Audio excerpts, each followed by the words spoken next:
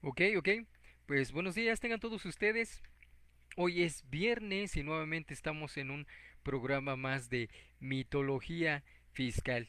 El día de hoy vamos a platicar un poco acerca de los ingresos de personas físicas. Ya lo habíamos comenzado, ya teníamos iniciado esta parte, pero esta vez vamos a hablar un poco acerca de las exenciones. ¿Ok? ¿Qué de los ingresos que perciben las personas físicas no causan impuestos? ¿Ok? Y bien sea porque no son causantes o porque por la misma mecánica hay que eliminarlas, no por alguna razón la autoridad dice estos ingresos no están causando impuestos, ¿ok? Pues bien, vamos a comenzar. Antes que nada quiero platicar un poco para meternos así en el tema, en contexto. Primero que nada, hay un ordenamiento, algo así como un impedimento de la autoridad para que se puedan facilitar las exenciones de impuestos, ¿ok? Es el artículo 28 constitucional y dice, en los Estados Unidos mexicanos quedan prohibidos los monopolios, prácticas monopólicas, los estancos, las condonaciones de impuestos, esto es nuevo, esta es reforma de este año, y dice, y las exenciones de impuestos en los términos y condiciones que fijan las leyes. El mismo tratamiento se dará a las prohibiciones a título de protección a la industria. ¿Ok? Esta prohibición ya estaba, una de ellas es de este año. Las condonaciones se prohibieron a partir de este año en la Constitución, el artículo 28. La prohibición de exentar impuestos siempre estuvo presente. ¿Sí? Entonces ahí no hubo ninguna modificación. Para los que no se hubieran dado cuenta o no le hubieran tomado la importancia debida, las exenciones de impuestos siempre estuvieron impedidas, siempre estaban prohibidas, ¿ok? Ahí no hay modificación alguna. La autoridad, la autoridad, obviamente que sí retoma esta parte, pero de ninguna manera hizo algo como modificar la ley, la constitución como para perjudicar al contribuyente. No, esto ya estaba en realidad, ¿eh? Entonces en ese sentido no hay modificaciones. A partir de este año se prohíben las condonaciones, pero las exenciones ya estaba, ¿eh? Ahí sí no hay nada no hay nada que objetar, ahí sí no tenemos por qué dar alguna opinión al respecto, ahí sí no hay manera. Yo lo que les puedo decir aquí es que hay que entenderle este trabajo de la autoridad, por qué se prohibió, por qué se hicieron estas modificaciones a las leyes. Y de hecho en las leyes, como esto les digo ya estaba, ya se había solucionado de alguna manera. Si ustedes ven en la ley del impuesto al valor agregado, en la ley del impuesto sobre la renta, en la ley del IETU, donde ustedes quieran verlo, ya había ya estaba considerado, ¿eh? No había que modificarle absolutamente nada. ¿De qué manera estaba considerada? Si ustedes se van a las leyes donde hay aplicaciones de supuestas exenciones, que en realidad no son exenciones, ahí se van a encontrar con un detalle que, como les digo, a lo mejor nunca lo habíamos notado o muchas personas no lo habían considerado. Si ustedes se van al artículo 93 de la ley del impuesto al valor agregado, dice, no se pagará el impuesto sobre la renta por la obtención de los siguientes ingresos, ¿ok? Dice, no se pagará. No afirma que hay exenciones, ¿ok? Es cuidadoso en la manera en que lo redacta. Si nos vamos al artículo, no sé,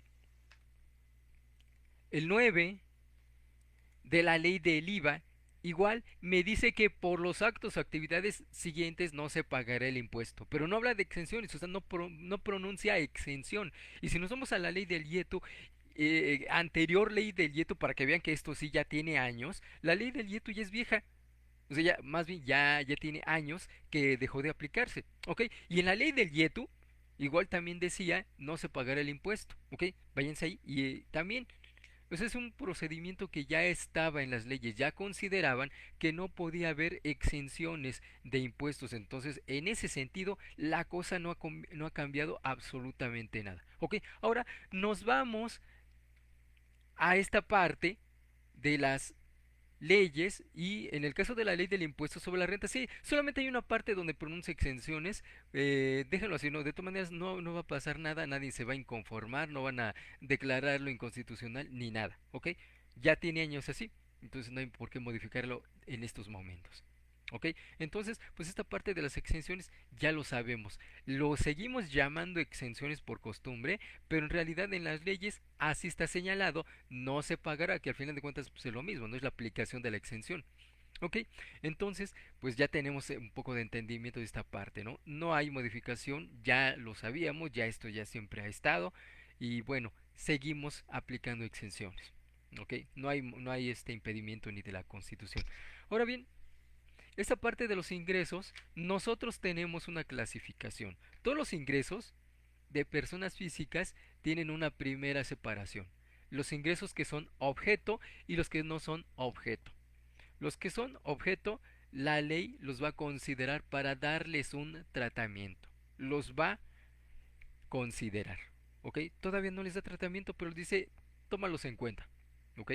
Los ingresos no objeto, pues ni siquiera los va a hacer mención. No les va a dar ningún tratamiento. ¿Ok? Es la primera clasificación de ingresos para personas físicas. Ingresos objeto e ingresos no objeto. ¿Ok? Un ejemplo, las herramientas de trabajo. ¿Sí? Que tú le entregues herramientas de trabajo a tu trabajador, sí es un beneficio, pero no se puede considerar bajo términos de la ley de impuestos sobre la renta un ingreso. ¿Ok? La ley ni siquiera lo señala como para darle un tratamiento. Después viene otra clasificación. Los que son objeto, los ingresos objeto, ahora sí, tienen una separación que son ingresos exentos e ingresos grabados. ¿Ok? Los ingresos grabados, pues ya sabemos, van a causar un impuesto. ¿Sí? La ley les va a dar un tratamiento para que paguen un impuesto. Los ingresos exentos son los que la ley ya los consideró, son ingresos objeto, pero la ley dice quítalos. O una parte, quítaselos. Y esa parte que le vas a quitar de los ingresos objeto no causarán impuestos, son exentos. ¿Ok? Esa es la segunda clasificación. Después viene otra clasificación. Ya quedamos que hay ingresos grabados e ingresos exentos. Ahora, con los ingresos grabados, nuevamente hay otra exención. Digo, otra clasificación, otra separación, que son los ingresos acumulables e ingresos no acumulables. El hecho que se llame no acumulables no quiere decir que sean exentos, ¿eh? Están grabados y pagan un impuesto, pero tienen un tratamiento distinto de los que son acumulables. Ahora bien, ¿cuál es la diferencia? Los ingresos acumulables los vamos a agrupar, por eso tiene ese nombrecito, los vamos a acumular como su nombre lo indica, y a ese cúmulo de ingresos le vamos a dar un tratamiento. ¿Ok? A los ingresos no acumulables que están separados les van a dar un tratamiento distinto, pero también pagan impuesto y generalmente es a través de una tasa efectiva, lo que nosotros ya apodamos, ya sabemos cómo nombrar. Esto es un procedimiento para determinar una tasa de estimación de tributos, y ese es lo que nosotros llamamos la tasa efectiva. La han utilizado, ¿eh? Yo creo que nada más es cuestión de identificar cuál es, y ese es el nombre que le corresponde. No es una tasa efectiva, y esa tasa efectiva nos va a dar un impuesto, y ese impuesto se va a sumar al impuesto causado por los ingresos acumulables. ¿Ok? Y de hecho, si ustedes ven las constancias de retenciones del formato 37 para personas físicas, que obviamente ya no es obligación ahorita de estarlas emitiendo, búsquenlas, búsquenlas o bájenlas de internet, y ahí tienen dos conceptos muy interesantes: impuesto a los ingresos acumulables e impuesto a los ingresos no acumulables. ¿Ok? ¿Qué quiere decir? Que son todos estos ingresos son grabados, pero se hizo una separación de ingresos acumulables e ingresos no acumulables, y al final, por el tratamiento que sea, se calcula un impuesto de ambos lados y se suma y se pagan ambos. O sea que el hecho de no ser acumulables no quiere decir que no se pague el impuesto, no son exentos, son grabados, pero con un tratamiento específico. ¿Ok? Entonces ese es el primer ejemplo que se me ocurre, el de las indemnizaciones por despido injustificado. Ahí es donde viene ingresos acumulables e ingresos no acumulables. ¿Ok? Ahora sí, pues vamos a darle un tratamiento, vamos a ver qué nos dice la ley del impuesto sobre la renta respecto de todos estos ingresos donde nosotros vamos a aplicarle cierta exención. Artículo 93 de la ley del impuesto sobre la renta me dice, y como les menciono, no habla de exención, en dos o tres fracciones sí pronuncia exención, que está mal, no lo debería mencionar así, porque precisamente por darle la misma mecánica que la propia ley prevé para no brincarse a la Constitución. Pero bueno, detalles que vamos a encontrar aquí. Artículo 93. No se pagará el impuesto sobre la renta por la obtención de los siguientes ingresos.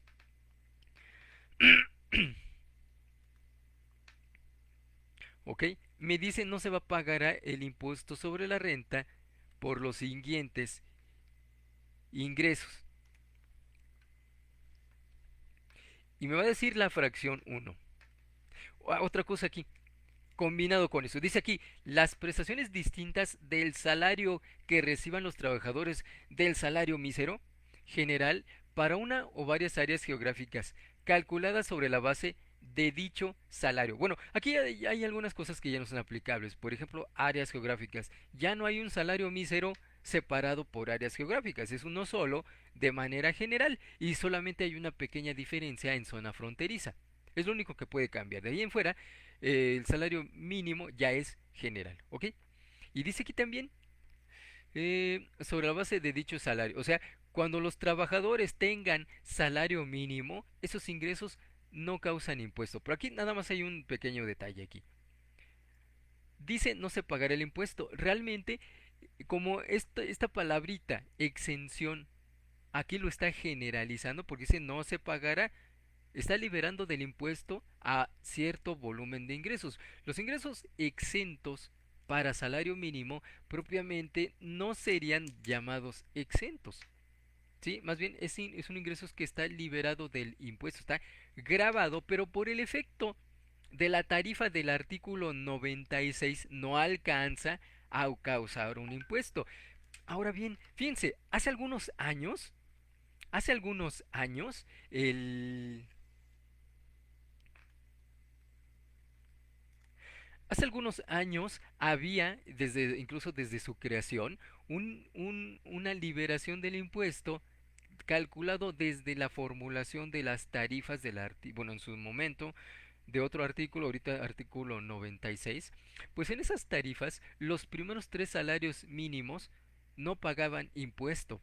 ¿Ok? No es que en la ley se permitiera una exención, no es que se decretara una exención, no es que en los artículos de la ley dijeran estos tres primeros salarios mínimos son exentos, no, lo que sucedía es que los tres primeros salarios, de acuerdo a las tarifas se calcularon de tal forma que esos tres primeros salarios no causaran impuestos, ¿no? O sea, a partir de los rangos de esas tarifas, esos tres primeros, por el simple cálculo, no iban a causar un impuesto y no tenían que señalarlo en ninguna ley porque las tarifas pues ya lo contemplaban. Entonces sí, actualmente y este en algunos estudios, en algunas revistas todavía recuerdan esos anteriores tres primeros salarios mínimos. Realmente ahorita ya no son tres salarios mínimos. Si ustedes checan y hacen un cálculo de ver hasta qué nivel de ingresos comienza a calcular el impuesto, se van a dar cuenta que los tres primeros salarios mínimos ya no son aplicables. Creo que son ahorita entre uno y uno y medio salarios mínimos, o sea, casi dos salarios mínimos, es el monto de ingresos mensuales que no causan impuesto. Pero esto ha sido debido a la actualización de las tarifas. Si las tarifas se fueran actualizando conforme sube el salario mínimo, pues nuestro primer cálculo nos daría que los primeros tres salarios mínimos o su equivalente no causarían impuesto. Pero como esto se calcula, las tarifas se actualizan de acuerdo a inflación y no de acuerdo a salario mínimo, por eso es que pues ya no les va a dar tres salarios mínimos, van a ser menos. ¿Ok? Pero eso fue una justificación ya hace algunos años, ahorita ya no es aplicable. ¿Ok? Entonces aquí, recordando esta parte, dice aquí las prestaciones y los ingresos sobre salario mínimo no causan impuesto, pero por la mecánica del cálculo. Luego dice aquí Que aquí hay otro, es que aquí hay que separarlo. Dice las prestaciones. El salario mínimo, por eso es que es importante separarlo. El ingreso por salario mínimo está grabado, pero dice aquí las prestaciones que reciban los trabajadores que obtengan salario mínimo sobre esa base. O sea, el salario mínimo como tal, como les decía, está grabado, pero la mecánica de la tarifa no alcanza a causarle un impuesto. Pero distinto es los ingresos adicionales, las prestaciones. Por ejemplo, el tiempo extra de alguien que gana salario mínimo, el aguinaldo de alguien que gana salario mínimo y todas las demás prestaciones de alguien que gana salario mínimo calculado sobre la base del salario mínimo. ¿Ok? Todos esos ingresos no causarían impuestos, son exentos. El salario mínimo como tal está grabado, lo cual es distinto, ¿ok? Incluso sucedió un fenómeno así medio raro en los ingresos, en zona fronteriza, de salarios que aplica en zona fronteriza, sí causaba impuesto, ¿eh? Sí, si ustedes calculaban el ingreso en zona fronteriza a partir de ese salario mínimo, tenía una cantidad pequeña de impuesto, pero ya causaba impuesto. Entonces se tuvo que aclarar, se tuvo que mandar aclaraciones para afirmar y confirmar que sobre la base de esos salarios, aunque sea en zona fronteriza, que es mayor que zona general, si te causa impuesto sobre esa base, no lo retengas, no calcules el impuesto, no lo determines. Ok, bueno, determínalo, pero no lo retengas. Ok, pues son pequeños detalles, pero lo tenían que aclarar porque estos son, digo, de las cosas que se salen de las manos al hacer un cambio, bota algo en otra, en otro área del mismo tema. ¿Ok?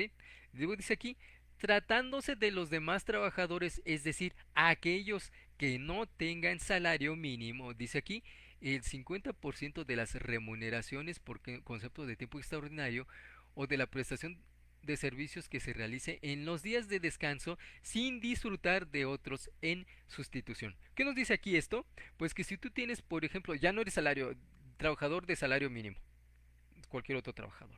Y dice aquí, lo que tú ganes por concepto de tiempo extra estará exento. Pero dice además esto, sin que esta exención exceda del equivalente de 5 veces el salario mínimo. Otra cosa que tenemos que aclarar. Dice aquí, el equivalente de 5 veces el salario mínimo general del área geográfica del trabajador por cada semana de servicios. Lo que me dice textualmente aquí la ley es que si no eres trabajador de salario mínimo y obtengas ingresos por tiempo extraordinario, aquellos ingresos que estén dentro de los límites señalados en la Ley Federal del Trabajo son exentos, pero hasta 5 veces el salario mínimo por cada semana. Aquí hay que aclarar algo. La Constitución hizo una modificación en su artículo 26, ¿ok? Y ya no se aplica salario mínimo cuando se refiera a unidades de medida. ¿Sí? Dice aquí el artículo 26, apartado A. El Estado organizará un sistema de planeación democrática del desarrollo nacional que imprima solidez, dinamismo, competitividad, permanencia y equidad al crecimiento de la economía para la independencia y la democratización política, social y cultural de la nación.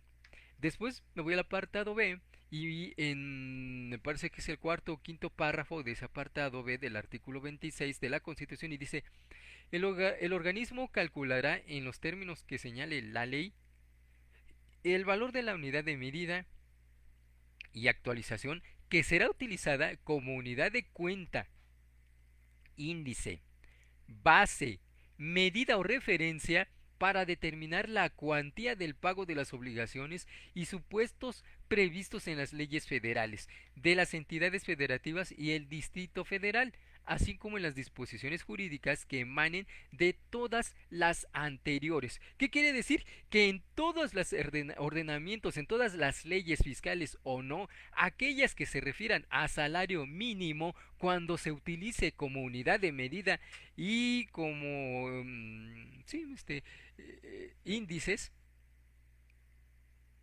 límites y demás, se tomará la UMA, el valor de la unidad de medida y actualización. Entonces aquí pues no hubo necesidad de modificar las leyes porque ya estaba contemplado.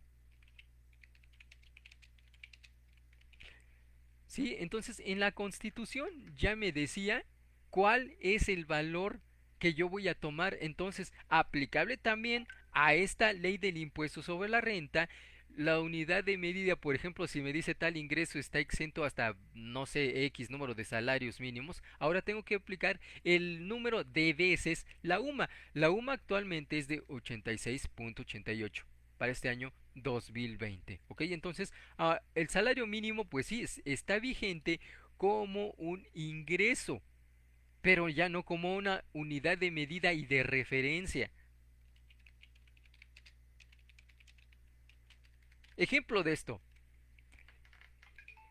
las indemnizaciones por despido injustificado. Si a ti te van a liquidar porque te despidieron injustificadamente, vámonos específicamente por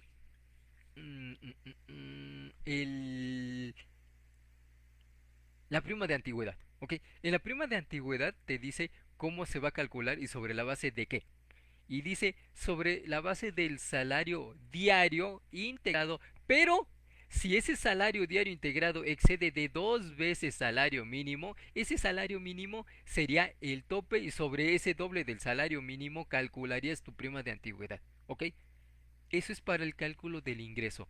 Vamos a suponer que ya calculaste el valor de tu prima de antigüedad y que tu salario integrado haya sido de, pues no sé, pon 200 pesos diarios. Ok, lo comparas con 2 veces la UMA, que es 86,88 por 2,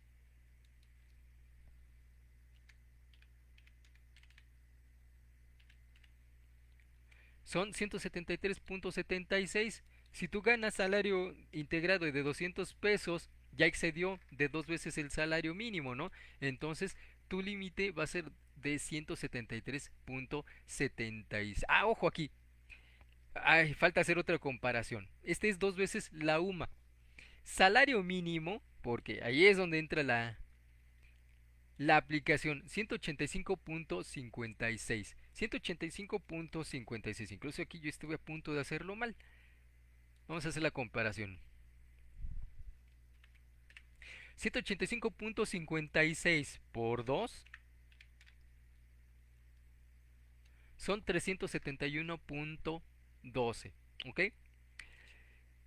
Tu salario diario son de 200 pesos. Tu doble de la UMA 371.12. Pues aquí está limitado y me dice la autoridad doble del salario mínimo si tu salario integrado excede de 2 veces salario mínimo. 173.76. Entonces tomas como unidad de referencia, ¿cuál?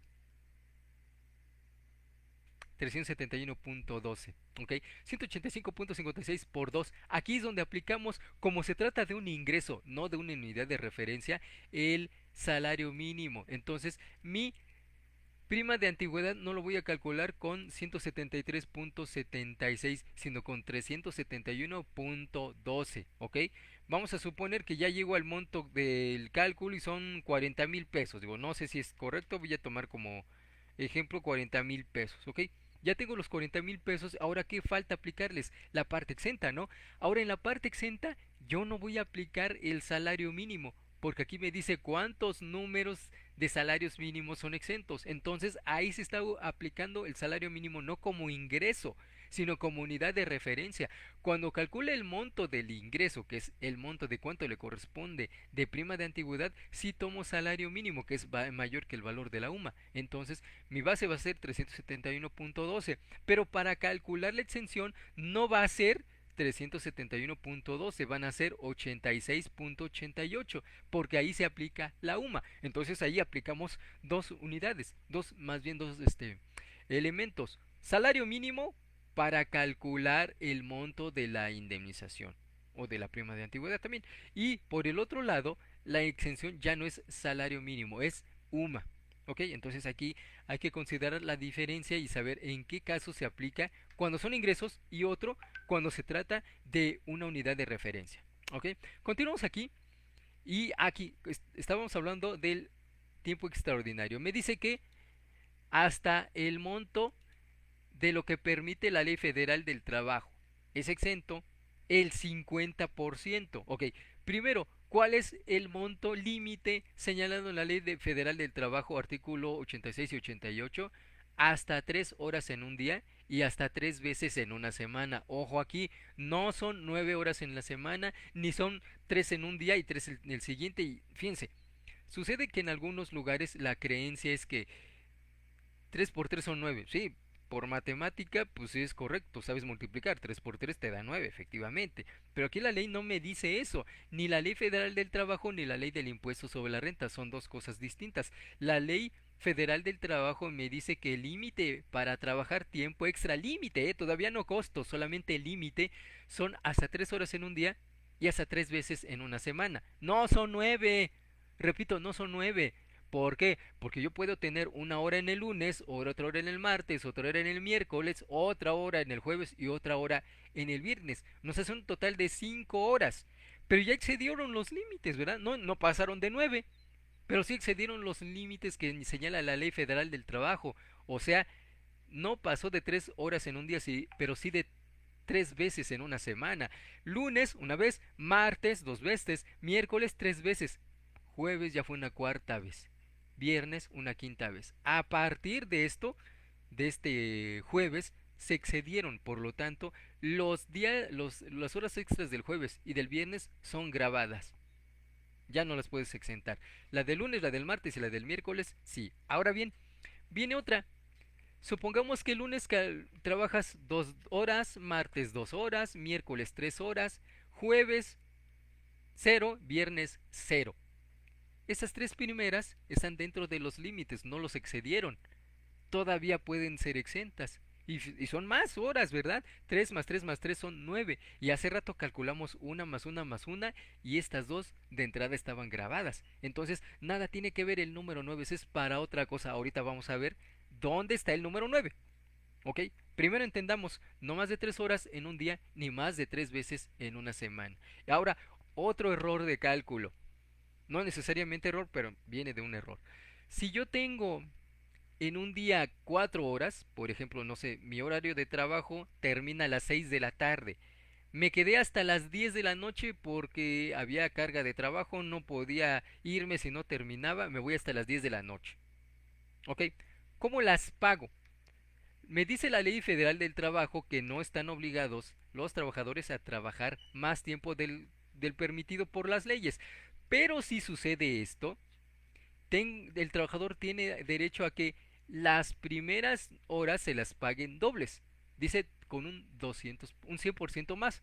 O sea, el valor ordinario es un 100 más otro 100%, por eso las convierten en dobles. ¿Ok? Y luego me dice, después de 9 horas se pagarán triples. ¿Sí? No me dice triples, me dice con un 200% más. Un ordinario más 200% me da el triple. ¿Ok? Así es como se pagarían. Primeras 9 dobles, después triples. Y seguramente me dirán, pues no que 3 por 3 no son 9. Bueno, sí, pero ojo, son dos cosas que tenemos que tomar por separado. Uno, límites de trabajo y otro, cómo las pago. ¿Ok? Fíjense, en el primer caso, 5 horas, una hora cada día. Aquí ya tengo 2 horas grabadas y pagadas al doble. ¿Ok? Y en el segundo ejemplo, tengo aquí 3 más 3 más 3 son 9 que están dentro de los límites. Están dentro del umbral de 9 dobles. ¿Sí? Entonces estas 9 se pagan al doble.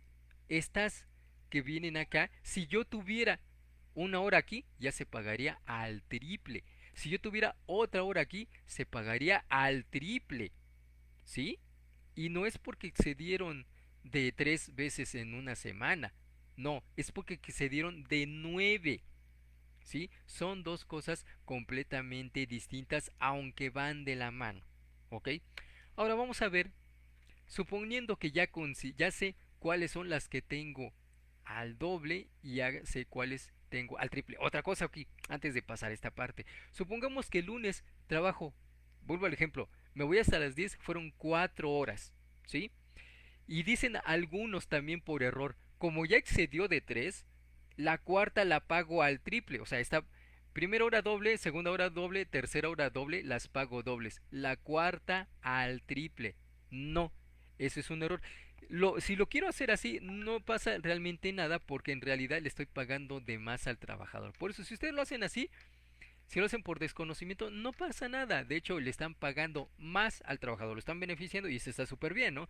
No tiene ningún problema. Si es por error, incluso no pasa nada. ¿Por qué? Porque esta, si se la quieren pagar al triple, pues la autoridad no va a decir nada. Malo sería que le correspondiera triple y se la pagaras al doble, porque así le estás quebrantando un derecho, ¿sí?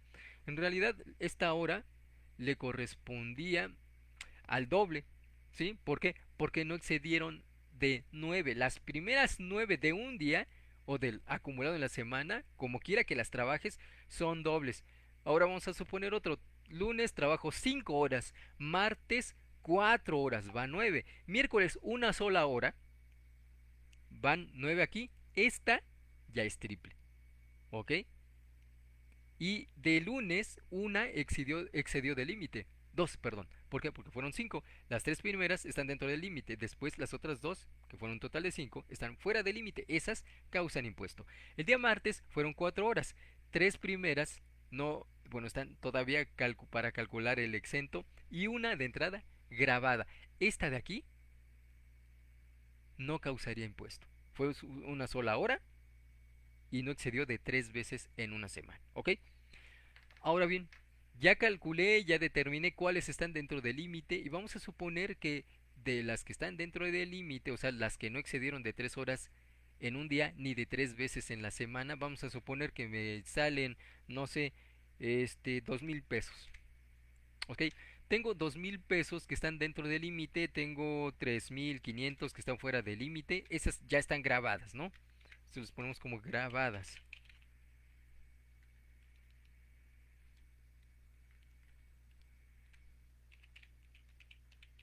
Ok, y tenemos aquí las que están dentro del límite de 2,000 pesos. Dice la ley el 50%. O sea, 1,000 pesos grabados, el otro 50% que son otros 1,000 pesos exentos. Pero dice aquí la ley que no excedan de 5 veces el valor de la UMA.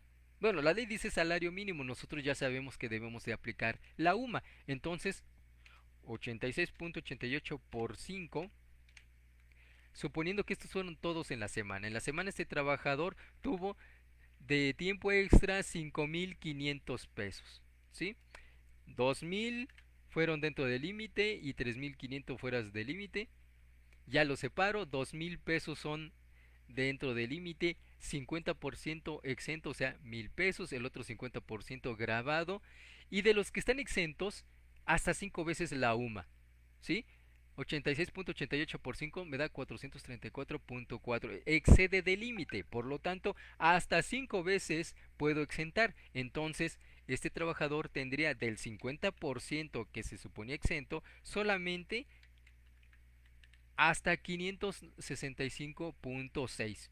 ¿Sí? Entonces, pues esto limitaría la parte exenta del tiempo extra, ¿sí? Yo tengo un total de, quedamos de 5,500. El, los 3,500 son grabados, ya lo sé. Entonces, primeros 3,500 de entrada por exceder de los límites en la Ley Federal del Trabajo, ya los considero grabados. El otro primer 50%, 1,000 pesos, son grabados. Y de los otros 1,000 pesos que se supone exentos, están topados a 5 veces la UMA, que son 434.4. La diferencia 565.6 estaría grabado. Entonces, de este total, yo tendría 5,065 grabados. Ok, entonces exentos 434.4, grabados 5,065.6, y eso ya me daría los 5,500. Ok, entonces pues sí tiene un poco de procedimiento, no es nada más así de decir la cuarta hora es triple y después también la la cuarta vez en la semana también es triple, ¿ok? Pues hay que tener cuidado aquí que no se nos vayan estos cálculos porque nosotros podemos tener problemas también con el seguro social porque me puede decir, ¿sabes qué? Le estás exentando de más o le estás dando más ingreso del que te permite la ley del que estarías obligado, por lo tanto se consideraría integrante a tu salario base de cotización.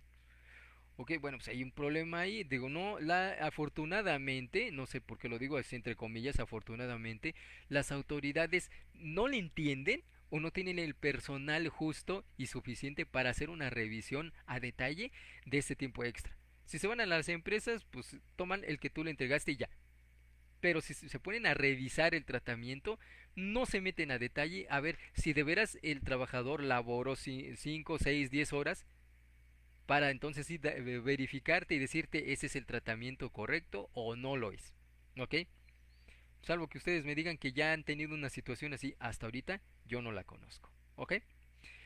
Dice aquí también en la ley, por el excedente de las prestaciones exceptuadas del pago del impuesto a que se refiere la fracción anterior, es decir, el tiempo extra y lo del salario mínimo, se pagará el impuesto en los términos de este título. O sea, lo que sobre, lo que exceda de los mínimos, le das el tratamiento de salarios y se paga el impuesto. ¿Ok?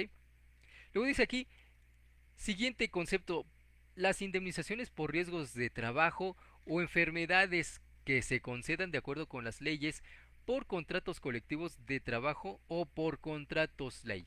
¿Cuál es esta? Indemnizaciones por riesgos de trabajo. Pues si tú te accidentas, si tú por alguna situación tuviste un riesgo de trabajo o te enfermas o te accidentas, te vas de incapacidad, el seguro social te indemniza de tu incapacidad, pues estos ingresos son completamente exentos. Aquí no me marca hasta qué límite, no me dice que son pero completamente exentos, ¿ok? Aquí no tienes ningún problema. Y ojo, son indemnizaciones por riesgos de trabajo. El otro son indemnizaciones por despido injustificado. Son dos cosas distintas, aunque sean ambas indemnizaciones. Ok, aquí también hay que considerar algo, que bueno que llegamos en este punto y es de los primeros. En algunos casos, ya incluso ya la autoridad se dio cuenta, hace pocos años, creo que, no sé, por ahí de unos 6 o 7 años, algunos creativos, muy creativos, con una imaginación sin límites, se les ocurrió inventar, bueno, no inventar, más bien obligar a creer que en el caso de las indemnizaciones por riesgos de trabajo podrían crear un fondo destinado a otorgar subsidios por esos conceptos. ¿Qué es lo que hacían? Al trabajador le decían, es más al empresario, para que así lo aplicara el trabajador. Y decían, mira, ¿cómo le vamos a hacer? Ya me votaron todas las planeaciones anteriores. Ahorita no me voy a meter cómo fue el paso de estas planeaciones. Llegando a esta parte, le decían al empresario, mira, al patrón, mira, resulta que tus trabajadores ya no les podemos dar alimentación exenta porque ya viene limitado, ya nuestras empresas creadas en Yucatán ya no tienen razón de ser, vamos a cerrarlas, vamos a continuar. Ahora tengo otro que se me acaba de ocurrir porque aparte ya limitaron a que el sindicato no puede pagar salarios. Ok, fíjate, aquí dice que la ley que por las indemnizaciones por riesgos de trabajo son exentos. Mira, vamos a crear un fondo, vamos a ir con el trabajador y decirle, voy a hacerte un depósito junto con tu salario cada que ocurra tu periodo de nómina, tu periodo nominal. Y además de tu salario, que ya quedamos, ¿no? Te estoy pagando 5,000 pesos por nómina. Y lo demás, fíjate, te lo voy a entregar como un apoyo para posibles riesgos de trabajo. ¿Sí? ¿Qué quiere decir? Que si te accidentas o te pasa cualquier cosa, ahí está tu ahorro. ¿Sí? Puedes tomarlo, ya está parte, incluso si te los quieres gastar antes, pues gástatelos, es tu problema. Yo ya te los di destinado a este concepto. Te recomiendo que lo utilices para eso. Si no, gástetelos para la escuela de tus hijos, los uniformes, los gastos en casa, no importa. Mientras, pues yo ya te lo di, tú sabrás qué haces con ellos. ¿Ok? Me voy a la ley y digo, pues es que le estoy dando su posible indemnización, se lo estoy adelantando por un posible riesgo de trabajo. Y el trabajador me puede decir, oye, pero si yo no me accidento, no tengo nada, no tengo absolutamente nada, no me ha pasado nada, ni me enfermo, ni me accidento, mi trabajo no lo requiere, no lo amerita. Y le dice el patrón o el planeador, pues mira, es posible que no, pero tú no sabes a qué riesgo te puedes enfrentar saliendo del trabajo y bueno, así lo convencen y así queda y le dicen, además, por este ingreso no te vamos a descontar el impuesto, hasta te conviene porque es la mayor parte de tu ingreso libre de impuesto y libre de cuotas de seguro social. En cambio, pues la parte pequeña que viene por nómina hasta tendría que descontarte lo que tú tendrías que pagar por seguro social y hasta a mí me sale más barato con un salario menor. Entonces, pues te conviene, te retengo menos impuestos, te retengo menos cuotas al seguro social. Bueno, el trabajador que en ese momento no ve al futuro, pues ni modo. Lo toma porque en ese momento gana más dinero y lo que ve es dinero líquido en ese momento. ¿Ok? Esto fue una pseudo planeación, no es aplicable y después vinieron los criterios. La autoridad se da cuenta y es que dejan rastro, ¿eh? Dejan rastro. Ojalá hasta los que hacen planeación fiscal se dieran cuenta. O se dan cuenta, pero saben en qué tiempo la autoridad se puede dar cuenta. ¿Ok? Entonces se los regresan, se los revisan y dicen, no, esto no es una indemnización por posible riesgo de trabajo. Tú lo que tienes es un salario, le estás pagando un salario al trabajador, es líquido, es en su nómina y, aunque tú no lo digas, deriva de la prestación de un servicio personal subordinado. ¿Ok? Hay una relación laboral. Estás compensando el salario buscándole otro concepto. ¿Sí? Por ese lado te lo rechazo. ¿Ok? Y dice aquí, de acuerdo con las leyes. ¿Qué quiere decir aquí? Que solamente se referirán a aquellas que se concedan de acuerdo a la ley del seguro social. ¿Sí? Entonces, solo aquellas que se refieren a la ley del seguro social o la que le corresponda a trabajadores del sector público son las que se pueden considerar como ingresos por indemnizaciones causadas por riesgos de trabajo. Hay criterio de la autoridad, sí, váyanse a los anexos 7 y 3 de la resolución miscelánea y los van a encontrar. Y aquí en uno de ellos señala precisamente esto, que no se pueden considerar los pagos por riesgos de trabajo si no son las que señala la ley del Seguro Social, la ley del ISSSTE, la del ISFAM y la que le corresponda a todos los demás. ¿Sale? Entonces aquí, solo por riesgos de trabajo que te pague el Seguro Social son completamente exentos. Los demás, cuando quieran ponerle o apodarle con ese concepto, no son exentos. Es un concepto que quieren obligarse a darle esta tesitura, ese tratamiento. No es correcto, ¿ok? Aquí tengan cuidado, por favor, no nos vayan a engañar, sobre todo por aquellos que les vendan una planeación, pues digo, si es que algunos lo dicen, ¿no? También lo señalan, ¿sabes qué? Es que no puedes obligar al trabajador o al que te está haciendo la transmisión, la planeación, perdón, a que te cumpla. ¿Por qué? Porque en el trabajo, en el contrato tú le dices, te obligo o te obligas tú también como consecuencia de esta planeación que me estás vendiendo a que me lleves la defensa. Ok, no los puedes obligar, pero pues hay otras maneras, ¿no? O te condiciono el pago o le aviso a los demás que tu planeación no funciona. Ok, pues tú sabes de dónde viene tus ingresos. Acuérdense que a que asesora fiscalmente, su mejor carta de presentación es la credibilidad. Y si no la tiene, pues no lo contratan y no gana.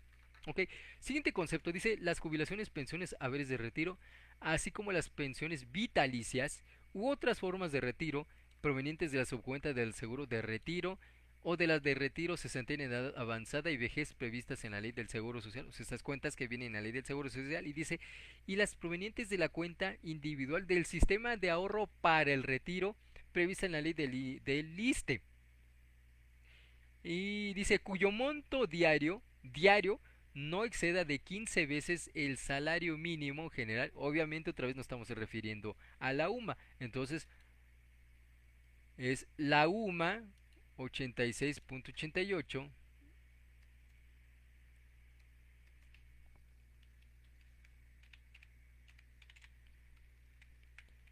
Esto por 15 diarios. O sea, diariamente 1,303 pesos. ¿Sí? Entonces, ese es el monto diario de la exención. ¿Ok? Por el excedente se pagará el impuesto en los términos de este título. Ok, pues entonces tienes un procedimiento para la retención y tienes otro procedimiento para la declaración anual. Pero aquí quedamos que es 15 veces la UMA diaria, ¿sí?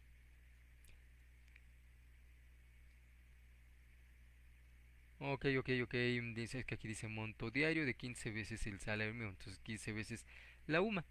Luego dice aquí, para aplicar la exención sobre los conceptos mencionados, se deberá considerar la totalidad de las pensiones y de los haberes de retiro pagados al trabajador a que se refiere la misma, independientemente de quién las pague. Sobre el excedente se deberá efectuar la retención. Fíjense, dice aquí sobre el total e independientemente de quién las pague. Y me viene aquí a la mente aquellos que lograron la unificación, quienes trabajaron tanto para sector público y sector privado y que de alguna manera se hayan podido pensionar de ambas leyes. ¿Sale? En esos casos, por ejemplo, si tú tienes una pensión que provenga del ISSSTE y otra que provenga del IMSS, la suma de ambas le vas a aplicar el mismo monto de exención. O sea, no vas a tener 15 veces diarias la UMA para pensión del IMSS y otra para la pensión del ISSSTE. Y luego dice, suma todos los conceptos también. Si solamente tienes del IMSS, lo que provenga de la cuenta de retiro y la de cesantía en edad avanzada, las sumas, no por cada uno de ellos. Y peor aún, pierdes más si tienes dos conceptos, por IMSS y por ISSSTE. Al final en tu declaración vas a tener que declararlo todo en una sola cantidad. Igual la exención se la aplicas una sola vez. Ok, de hecho pues también hay otro límite ahí. Ya conoces que las exenciones se aplican una vez. Entonces no importa cuántas pensiones tengas. ¿Sí? Lo que obtengas es en global la aplicación de la exención. ¿Sí? No por cada concepto, sino por la suma total. Ok, luego dice aquí, otro exento, percibidos con motivo del reembolso de gastos médicos, dentales, hospitalarios y de funeral que se concedan de manera general de acuerdo con las leyes o contratos de trabajo. Ok, dice reembolso, gastos médicos, dentales, hospitalarios y de funeral. Pues sí, son distintos de tus gastos personales, ¿no? Tus gastos personales tú los deduces como deducción personal en tu declaración del ejercicio, como si gastos personales. Pero si te las paga el patrón, como una suerte de prestación, también son completamente exentos. Dice aquí, las prestaciones de seguridad social que otorguen las instituciones públicas. Lo que percibas del IMSS, por ejemplo, cuando te dan una prótesis, cuando te dan, no sé, algún medicamento, todos esos, pues no es dinero, ¿verdad? Ya hablamos que la indemnización por riesgos de trabajo, ok, pero aquí dice prestaciones de seguridad social que otorguen las instituciones públicas. Si además de esto, además de la indemnización, o percibes, pues no sé, esto de la, las prótesis, no sé, si vas al IMSS, a la atención médica, todos estos servicios que otorga el IMSS no tienen costo, no te los cobran y estos no tienen, al no cobrar, fíjense todo lo que recibes, que no tengas que pagar se convierte en un ingreso, por aquí específicamente ya me señala que estas prestaciones no causan impuestos, son completamente exentas, ¿sí? Dice aquí,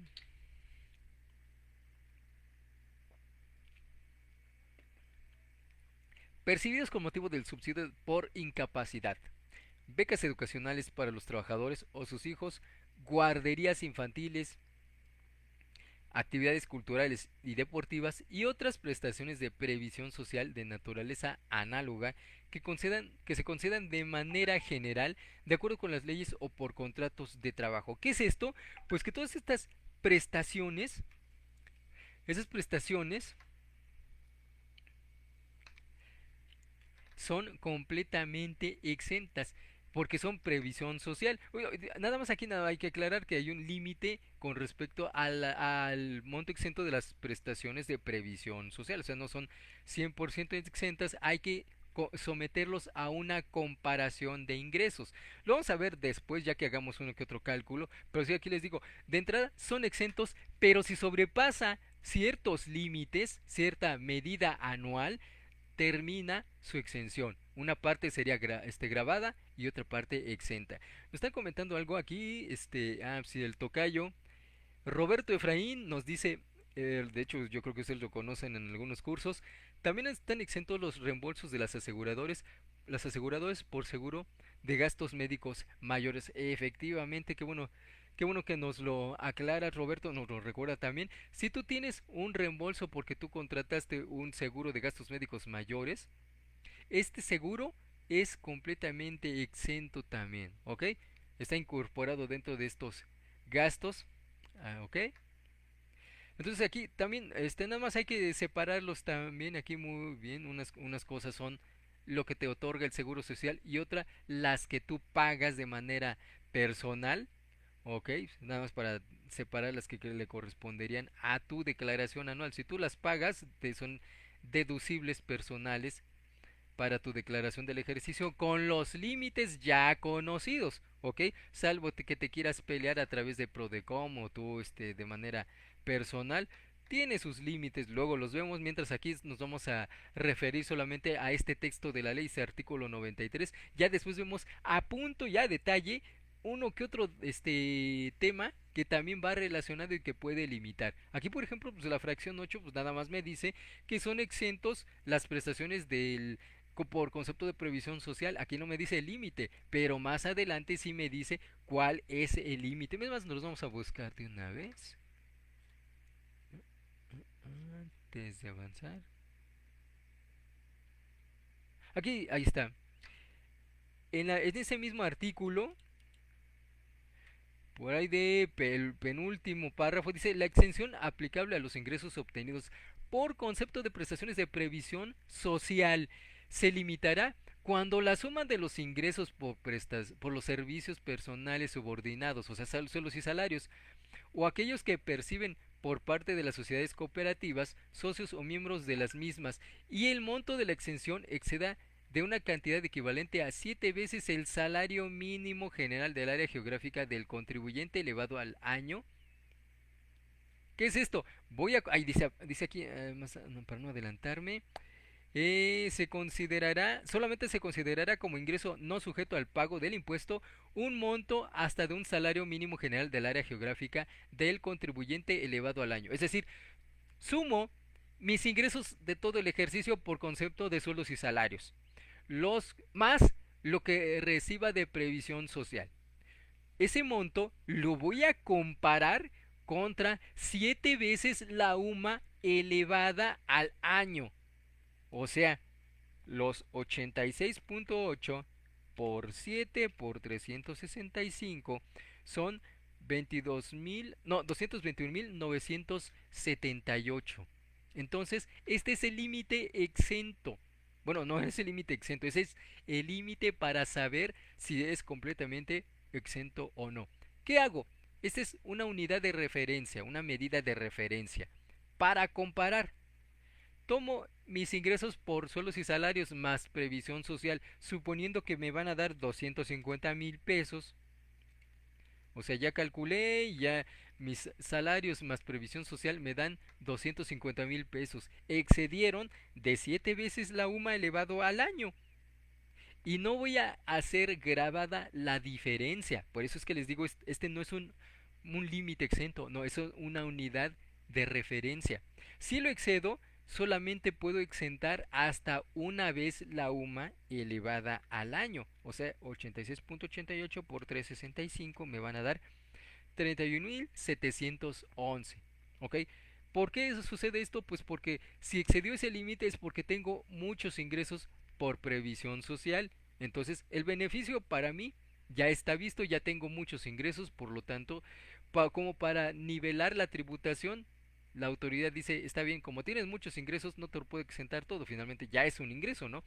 Si excede de 7 veces la UMA elevado al año más los salarios, o más bien, 7 veces la UMA elevado al año comparado con salarios más previsión social, ahí es donde te voy a limitar. Si lo excede, solamente exentas 31,711. Vamos a suponer que no me llevé 250,000 pesos de salarios más previsión social, suponiendo que me dieron 210,000. Eso fue lo que junté en todo el año. Lo comparo con 7 veces la UMA elevado al año, es decir, 221.978. No los excedo, ¿verdad? 210.000 es menor que 221.978.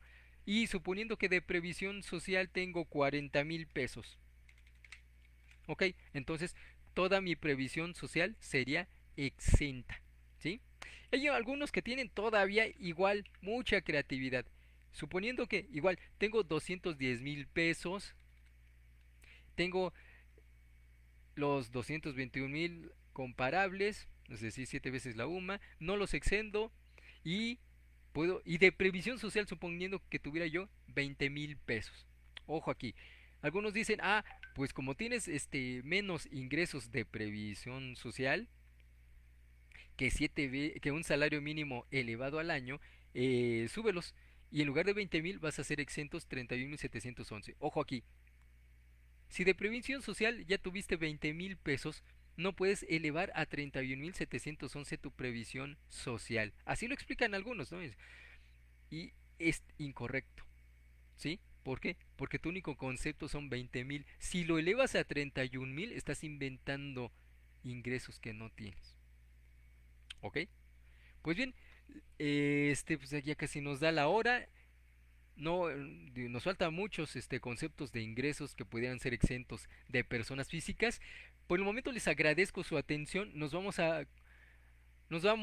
ya terminamos por el día de hoy, pero queda pendiente los demás ingresos exentos de personas físicas. Yo creo que es importante, los veremos la próxima semana, digo en 2 semanas, perdón, que tengamos nuevamente la transmisión. Les agradezco su atención, muchas gracias por estar aquí, gracias por acompañarnos aquí en esta transmisión y nos vemos, nos escuchamos.